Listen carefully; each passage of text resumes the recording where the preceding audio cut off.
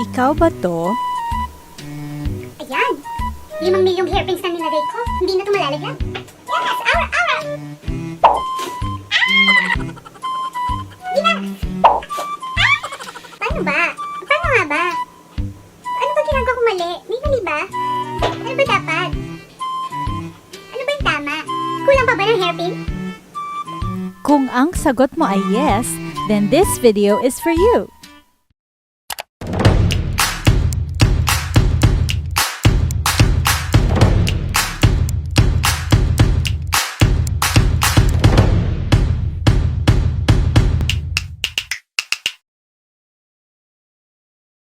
Hi guys! Welcome back to my channel.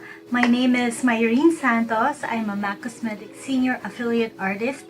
For theater, I also style wigs. I'm a custom wig maker at isa akong makeup artist at wig dresser sa mga international plays na bumibisita sa Pilipinas katulad ng Lion King, Paano Maglagay, Awra, Les Miserables, Wicked, Beauty and the Beast at marami pang iba. So, una-una nating kailangang malaman, bakit nga ba umaatras ang wig? Ano yung sanhi? Ano yung reason kung bakit siya umaatras, umaandar? Ano ang common mistakes na ginagawa ng mga kababayan? Kayo. Yes, you. Ano yung mga common mistakes na ginagawa nyo? Bakit umaatras yung wig? Umaandar? At paano siya ma-avoid? Paano mo malalaman kung tama o mali yung ginagawa mo? Tama nga ba ginagawa?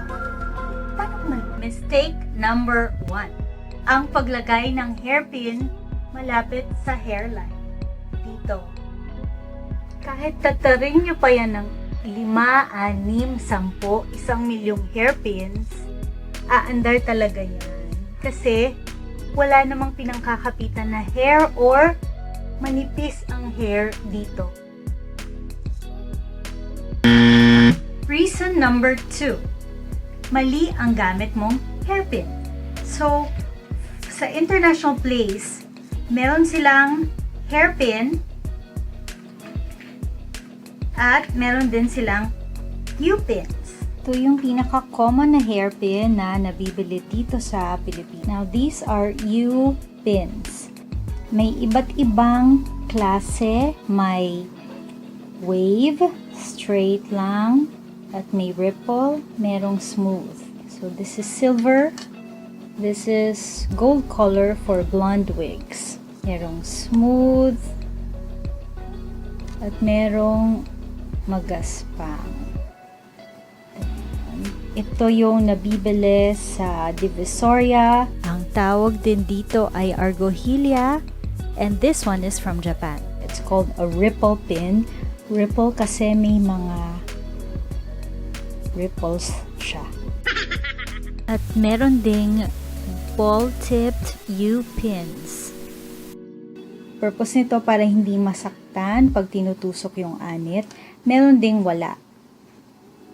Medyo matalas siya para matusok mo yung wig mo.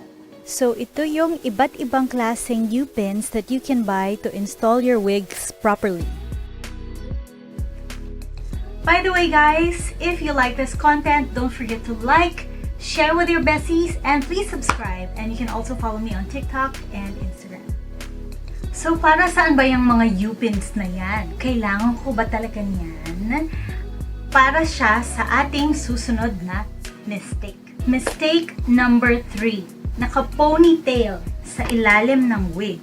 So syempre, yung hairpin mo, wala siyang anchor. Walang nagsastop dyan sa hairpin na yan para umandar kasi naka-ponytail lang yung buhok mo. So, sinong guilty sa inyo?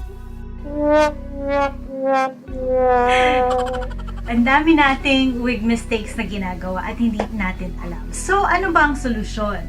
So, ang solusyon ay ang tamang hair prep.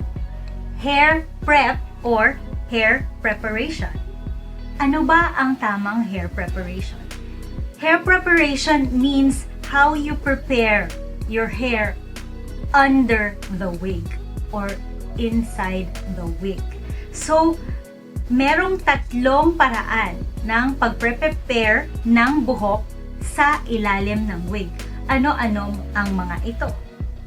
Ang unang-unang hair prep ay ang braid or French braid hair prep. Ang pangalawang technique ay ang pin curl hair prep. Ito ang kadalasang ginagamit nila sa mga international plays. And the third hair prep method is actually an unofficial hair prep technique. Naimbento ko lang siya para sa mga taong maikli ang buhok na hindi kayang i-braid or hindi kayang i-pin curl. So, all you need is a sanrio and gumawa ka lang ng madaming maliliit na ponytail all over your head. Pagkatapos mag-hair prep, huwag kalimutan mag-stocking cap or wig cap. Ito ay isang importanteng step bago nyo ilagay ang inyong wig. By wearing a wig cap, you're protecting your hair prep para hindi agad kumalas or lumuwag. And of course, para yung buhok mo ay nasa loob ng wig at hindi lalabas. Make sure you get everything inside the wig cap. After that, pwede na nating ilagay ang ating wig. Kumuha ng U-pin at hanapin ang inyong hair prep na braid or pin curl sa loob. Tusukin ang wig sa labas at ikalso sa gitna ng braid or ng pin curl.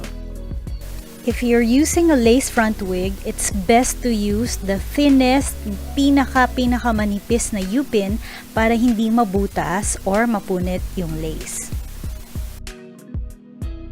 The extra large U-pins are used for the back of the wig. Before you attach it, make sure nararamdaman mo kung nasa yung pin curl or yung braid at doon mo ilagay yung U-pin. A good tip is also to place it na magkasalubong at magkasalungat para ma-lock in place ang wig mo. Make sure the U-pin is grazing your scalp or maabot sa anit for a really secure fit. So now, alam nyo na ang mga hindi dapat gawin at ang mga solusyon para hindi malaglag o gumalaw ang wig nyo. Talaga ba? Okay class, let's review! Number 1, alamin kung ang wig mo ay maliit para sa'yo. Kung maliit, may posibilidad na ito ay umatras. Number 2, dahil nag-invest ka sa wig, maliban sa hairpins, mag-invest ka na rin sa large U-pins. 3, huwag mag-ponytail lamang. Gawin ang proper hair prep technique na naaangkop sa'yo. At huwag kalimutan na ilagay ang U-pins in opposite directions. Magkasalubong at magkasalungat para maganda ang kapit. Now, the true test kung gagalaw o malalaglag yung wig nyo. Itabi muna natin mga gamit.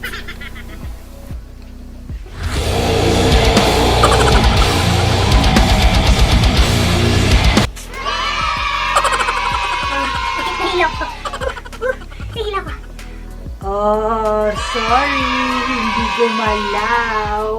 So, ayun na guys. Now you know. So now, pwede na kayo umawra, mag-hair flip at mag-depth drop in your wigs. If you want to know about the different hair preps, please watch my next videos. Doon iisa-isahin ko kung paano gawin ang iba't ibang klaseng hair prep. Okay? Thank you guys for watching. I hope may natutunan kayo. And leave a comment below kung meron pa kayong mga tanong tungkol sa wig, sa makeup, at kung ano-ano. I'm here to answer all your burning questions. And as always, I would like to leave you with a famous quote. Don't forget to like, share, and subscribe! See you in my next video!